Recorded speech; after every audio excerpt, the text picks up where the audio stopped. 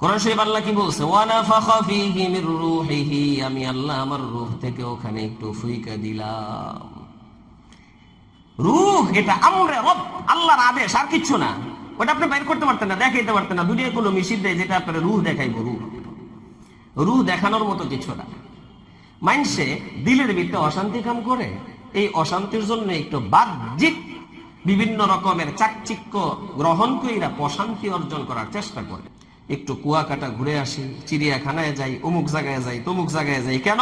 এগুলো দেখলে একটু প্রশান্তি হবে। আরে ওখানে দেখলে তো তোমার চোখ একটু ভালো কিছু দেখলো, যেটা দিয়ে তোমার দিলে একটু ভালো লাগবে। দিল না, যেটা দিয়ে একটু শরীরে একটু ভালো লাগবে। এগুলো সব হলো বাহ্যিক জিনিস। বাহ্যিক যত আরাম বা শান্তির উপকরণ আছে, এগুলো দিয়ে বাহ্যিক জিনিসের উপকার হবে। আত্মার শান্তি ওটা ওই বাহ্যিক কোনো কিছু দেওয়া হবে না। আত্মার শান্তি হবে একমাত্র আল্লাহ যেভাবে বলেছেন সেইভাবে নিজের আত্মাকে পরিচালনা করার না।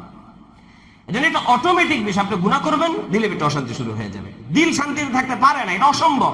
কেন? এটা আল্লাহর হুকুমের বাহিরের কাজ হচ্ছে। তো এই যে আজকে ফুটবল বিশ্বকাপ নামে এক ভয়াবহ ফেতনা শুরু হয়েছে, ভয়াবহ ফেতনা, মারাত্মক ধরনের ফেতনা। খেলা তো সাধারণ একটা বিষয় ছিল, খেলা এটার নামই খেলা। এই যে ফুটবল বিশ্বকাপ, ওটার কথা বলছি না। আমরা যে সমাজে খেলা বলি, খেলাধুলা যেটাকে বলি আর কি, এটার নামই খেলা। তার মানে কি? এটা তার আসল কাম না। আসল কামের ফাঁকে মাঝে মাঝে হয়তো কোনো শারীরিক ফায়দার জন্য অথবা এমনি একটু সামান্য বিনোদনের জন্য কিছু সময় খেলাধুলা করা হয়। ওটা করলে একটু শরীরটা চাঙ্গা টাঙ্গা হয়। কাম তো এটা না, আসল কাম এটা না। কিন্তু বর্তমানে ফুটবল বিশ্বকাপ নামে যে একটা ভয়াবহ অবস্থা তৈরি করা হচ্ছে, এটা শুধু খেলা না, এটা বিশ্বের সবচেয়ে প্রয়োজনীয় জিনিসের মধ্যে একটা হিসেবে এখন গণ্য হয়। এই ফুটবল বিশ্বকাপকে কেন্দ্র করে মাদক, জুয়া, জিনা, ব্যভিচার, এগুলো যেই পরিমাণ ছড়ায় পুরো পৃথিবীতে, আর কোন বিষয়ের কেন্দ্র করে এত ছড়ায়।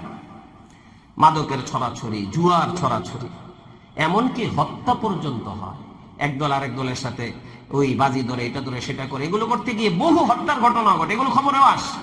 আমার ছাত্রদেরকে আমি বলি, বিয়া তুমি যে খেলা দেখা তৃপ্তি হও, যার লাত্তিরা দেখা তুমি তৃপ্তি হইলে, এক লাত্তি মেরে গোল ঢুকাই দিছে, আর তুমি এক লাফ মারো, একটু আগেও কারোর সাথে জিনা করে আসছে, একটু পরেও গিয়ে কারোর সাথে জিনা করবে সে। এই সমস্ত ফুটবল বিশ্বকাপ বা এই জাতীয় খেলাকে কেন্দ্র করে জিনা ব্যভিচারের এক বিশাল সায়লাভ হয়, ফ্রি মিক্সিং।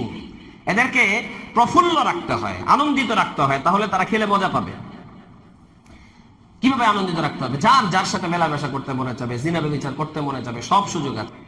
বেটা তুই মুসলমানের বাচ্চা, একটু আগে যেই লোকটা জিনা করে আসলো, আবার একটু পরে গিয়েও জিনা করবো, একটা লাথি মারছে, তুমি এত খুশি? ওর পাও চলে আর তুমি ওর দিকে চাইয়া থাকো। একটা মুসলমানের চোখের নজর একটা বিজাতির পায়ের দিক। ওর পা ওই দিক যায়, ওর নজরে দিক যায়, ওর পা ওই দিক যায়, ওর নজরে দিক যায়। আর মনে করে এই পাও দিয়া একেবারে সুন্দর ভাবে কাটাইয়া কুটাইয়া নিপুণ ভাবে একটা গোল যদি ভিতরে ঢুকাই দিতে পারে, মনে হয় সবচেয়ে বড় বীর বাহাদুর। মুসলমানের জন্য ওরা বীর। আমাদের মুসলমানদেরকে এইভাবে একেবারেই নিচু মনোভাব তৈরি করার একটা অবস্থা তৈরি করা হচ্ছে। তোমাদের জন্য তো বীর হবে আফগানিস্তানের তালেবানরা। এরা তো হলো ওই ব্যক্তি, ওই জাতি যারা বিশ্বের মোড়লদেরকে নিজের দেশ থেকে এমন ভাবে বিতাড়িত করছে। সর্বশেষ বলছিল 3 মাসে আমরা যাব, কিন্তু ওদের ঠেলায় ধাক্কায় কোন রকম তাদের গাট্টি বস্তা নিয়ে 3 দিনে পলায়ন করছে। এই বিশ্বের মোড়লদেরকে ভাগাইয়া দেশের ভিতরে ইসলামের পতাকা উড়াইয়া দিছে। এরা হইল বীর। আমাদের মুসলমানদেরকে এইভাবেই নিচু মনোভাবের করে তৈরি করে রাখা হচ্ছে। আজকে বহু হুজুররা ওই খেলা দেখে তৃপ্তি পায়, খবর রাখে, কমপক্ষে দেখুক আর না দেখুক, কারোর সাথে আলোচনা করে, মুজাকারা করে, এটা করে সেটা করে। এটা তো আমি ছাত্রদের কি কথা বলে দিয়েছি, ভাই তোমরা খেলাটা দেখবা না এই জন্য না যে মাদ্রাসার কানুন, মাদ্রাসা থেকে কঠিন ভাবে বলা আছে খেলাধুলা কেউ দেখতে পারবে না, এটা সেটা, কানুন মানার জন্য না। আমরা খেলা দেখবো না ইমানের দাবিতে। বলেন না কিসের দাবিতে?